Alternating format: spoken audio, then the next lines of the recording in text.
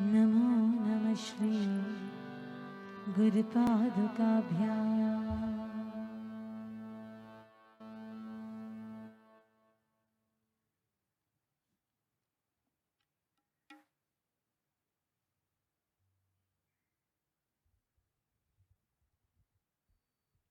Om Amriteshwari Namaha.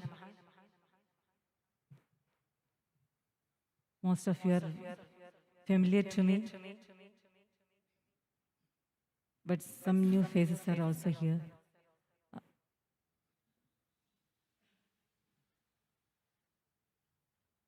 Totally unexpected way of coming back to Hyderabad. The divine Sankalpa is not in our hands, right? So what the divinity wants, let it happen through all of us.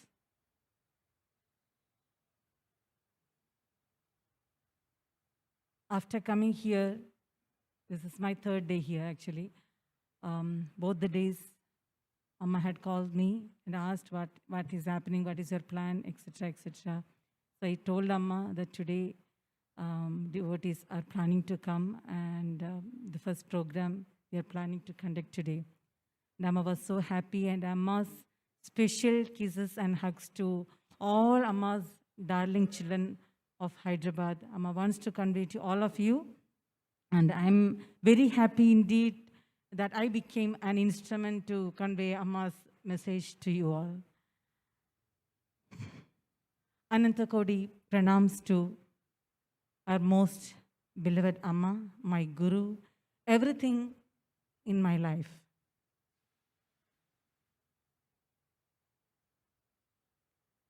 My humble pranams to Amma's darling children of Hyderabad, my spiritual brothers and sisters. Let me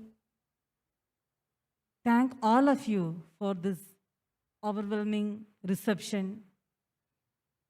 I know on seeing your devotion to Amma, actually my responsibility as an instrument of Amma is been increased, I can say. And I really pray to Amma that Amma will help me in each and every step to move forward, and we all should become a perfect instrument in Amma's hands. And as all of you know, the duty of a disciple is to spread the message of their Guru, right? I don't have to explain to you all because you are all very close devotees of Amma. Otherwise, you won't spend this much time in Amma's divine chantings and archana, etc., etc. Because normally the people will spend for other things, right? So I'm very happy that there are people, and I'm sure there will be some reason Amma has, when Amma sent me to school also, Amma said there are people who will be with you and all will support you. And with that trust, let us start a beautiful beginning. Maybe it's not a beginning in my step. This is a turning point in my life, I can say. So I extend my heartiest welcome to you all. Even though you are a part of Amrita family, I don't have to welcome, I know, but still, as Amma sent me here with a special mission to be amidst you, I really need everyone's support. And Amma said that you don't have to worry, they are all with you. With that strength, I'm sitting in front of you today. Many of you might be listening to Amma's daily bhajans, right?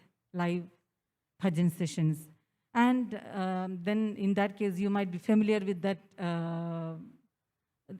Even immediately after the bhajana, this satsang will be going on. Amma will give a topic, and based on that topic, recently Amma started taking the lots, and that person is supposed to talk on that particular topic. Different topics Amma is giving. And can anyone of you tell me the present topic? Nimitta matram bhava savyasajin. Yes, it is the 33rd shloka of chapter 11 of Bhagavad Gita. Very good. And I thought it is an apt topic to be discussed today, or it can be taken as the thought for the day. Shloka is like this, if possible. Please repeat after me loudly. Tasmat tvamuttishta yasho labhasva. Tasmat tvamuttishta yasho labhasva. Jitva shatrun bhungshva. Jitva shatrun bhungshva. Rajyam samriddham. Rajyam samriddham. Mayaivete. Mayaivete. Nihata purvameva. Nihata purvameva. Nimittamatram. Nimittamatram.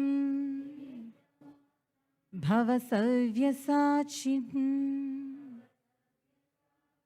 Bhava savyasachin.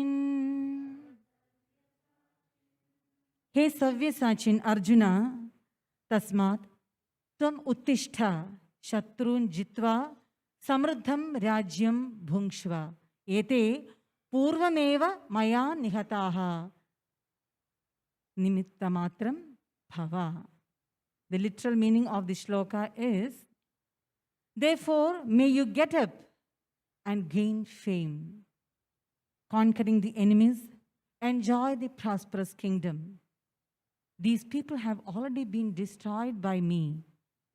May you be merely an instrument, he Savyasachin, the one who can send arrows with both the hands. That is the meaning of Savyasachin.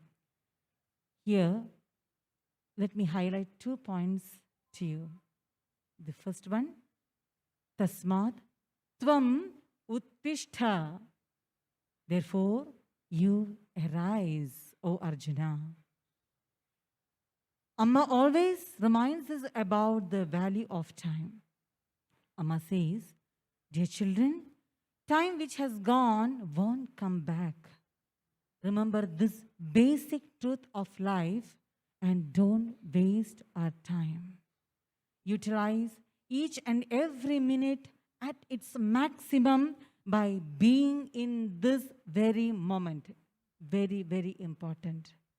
As Amma always start her session satsangs, be in this moment. There is no point of thinking what is happening at home, what is happening in my office.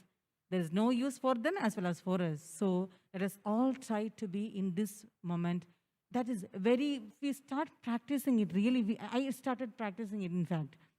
It's really beautiful. We will really enjoy this life. So that is a good beginning to practice the life, to be in this very moment. So that is the basic truth of life. Utilize your time properly, being in this very moment. Remove your lethargic or tamasic nature and be alert, awake and arise.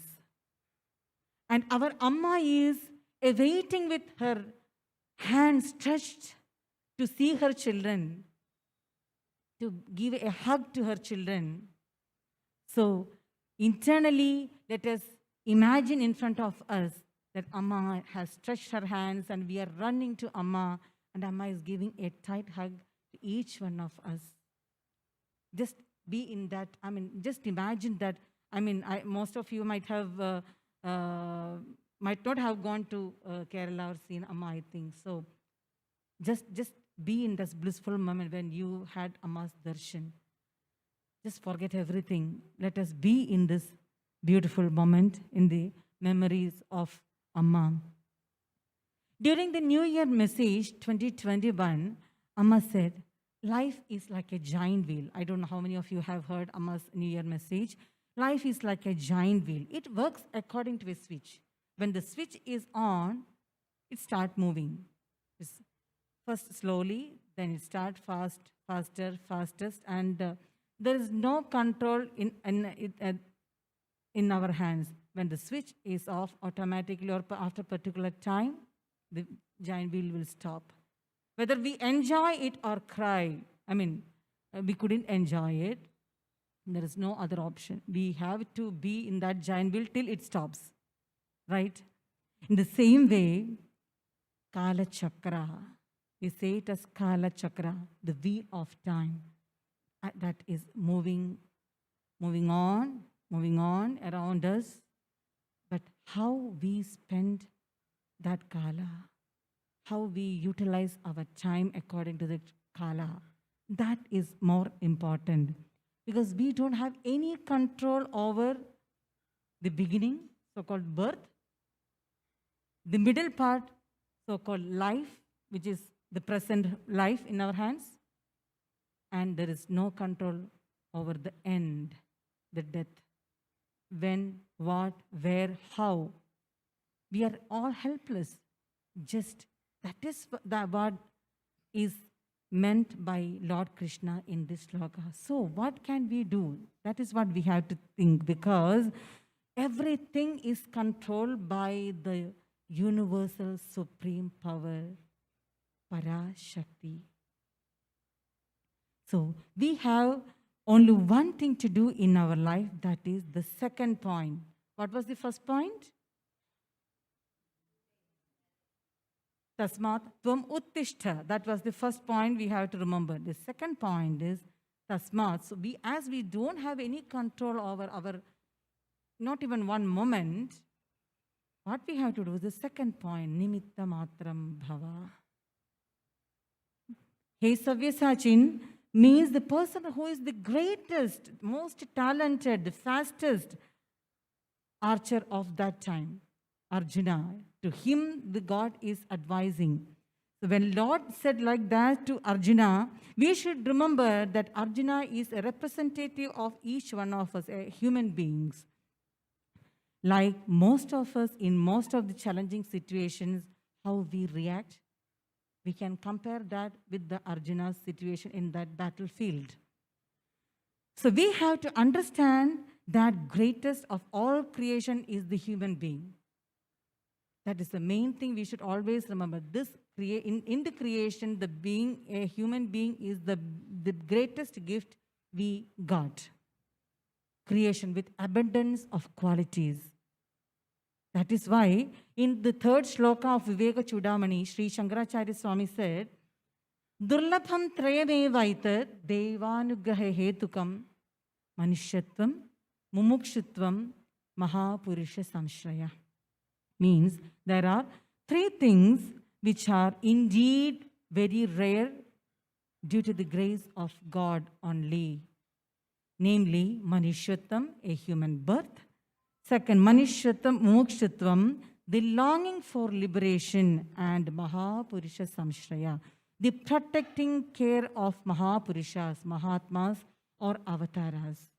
So, only one thing which we have to keep on contemplate in our mind is this particular statement, Nimitta Matram Bhava. Nimitta Matram Bhava. Continuously we have to contemplate for our own satisfaction. Just live as an instrument in God's hand, for us in Amma's hands, as we have accepted Amma as our Guru. Instrument in Amma's hands, in the hands of Parashakti. And for us, we all got all these three qualities, right? Manushya Janmam, Manushyatvam, Mumukshutam. We all want some way or the other way to be lead a better life. Some stress, some discomfort in our life. Something might have made us to turn towards the spiritual path, or to come to Amma and have Amma's darshan and follow Amma's principles, right? And Mumukshutvam, Mahapurusha Samshrayam. What else we need? The greatest avatara of all times. We are blessed with such a Mahatmas, avatars, Samshrayam, company. We must all remember this. Each and every moment we should remember this. And I remember one of Amma's bhajans recently. Amma sang, "Verumuri pulkodi nyaname." I'm just a blade of grass, O Amma. Nin kripa illennal nyanilla. Without your grace, without your blessings, I'm nothing. That is the only thing we can pray for. Nothing else. Nothing is in our hands. There is actually a new Telugu song also. I don't know, sometimes you might have heard Chandrasekhar ji wrote that beautiful Telugu song which has same meaning. Nenenta Shiva Shiva Nenanta.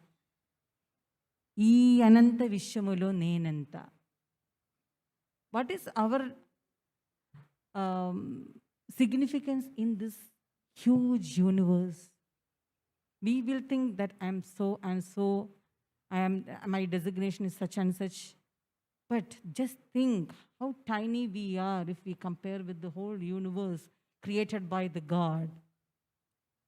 Nenenta Shiva Shiva. We have to continuously contemplate so that we will get that humility, that we are nothing. When I say this, I remember one incident occurred to one of our Brahmachari sisters in ashram. When she opened her mouth to yawn, and then that's it. She couldn't close the mouth. Just mouth was opened. Jaws got stuck. So that much power only we have. When we yawn to close the mouth, not in our hand, not in our control. The life is like that. So we really need that grace. We should always remember that divine power, the supreme power through which is working through each one of us. When I say this, at least few of you may think, is it possible practically in day-to-day life, always think, and I'm an instrument. Is it possible? Here I would like to share another real life story.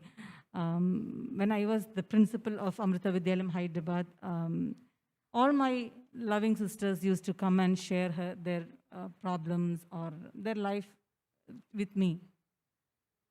And one teacher particularly, I remember, she used to come and share her problems, life to me. And she used to cry a lot. People just need someone to share them, right? Share their problems. The problem with her was the husband was very strict. So due to that reason, the elder son became very stubborn and adamant and started his own lifestyle. So this particular teacher, was in between husband and son, fight every time at home. Just imagine the situation, always one way or the other way, the tough situations. And this lady used to find solace in ashram school or Amma school. So once she came and cried a lot. So I was so sad. I don't know how to console her. I was just confused, in fact. But because without hurting anyone, I had to give some idea to her, right? So at last I just said, see, if you are not able to bear this pain, why can't you just try to put your son at least to a hostel? So at least one side problem is reduced a bit, we can think.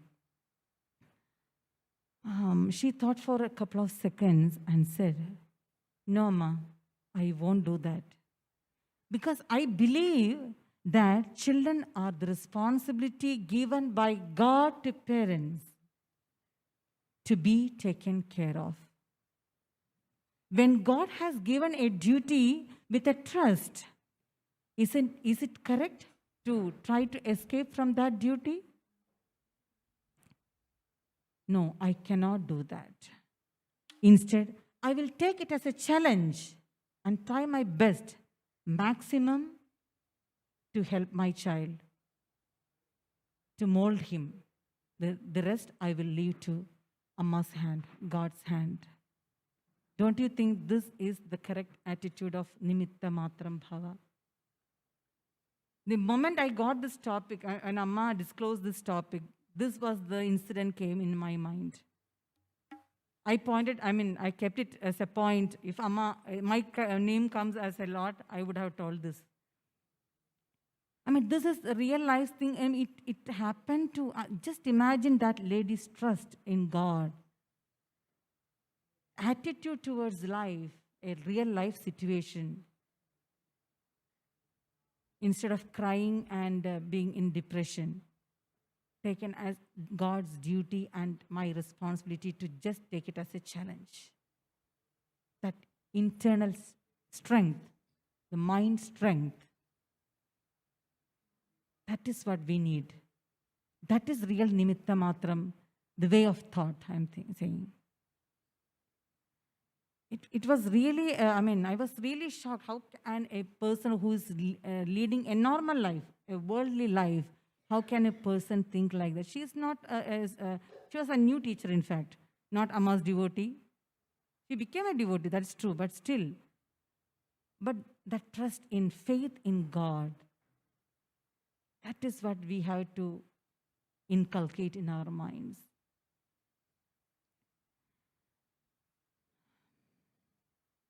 Amma always tells us that life is like a pendulum of a clock. It will swing from one side to another side, from sorrow to happiness, happiness to sorrow, stress to relief, relief to stress. It will just go on moving from one side to another, but it shows the time there. Then only that clock, Amma actually says, even if the clock stop working, it has use. 2 times it will show correct time. So nothing is useless in the creation, in our life. Whatever comes in front, it has a purpose. There is nothing else to think, just face it. Then, if we can inculcate such a value, that is what is real spirituality. How we face the problems in our life, how we face the situations and how we overcome that situation without complaining, without giving any stress to anyone. Then we can say that we have tried to imbibe at least a bit of Amma's teaching.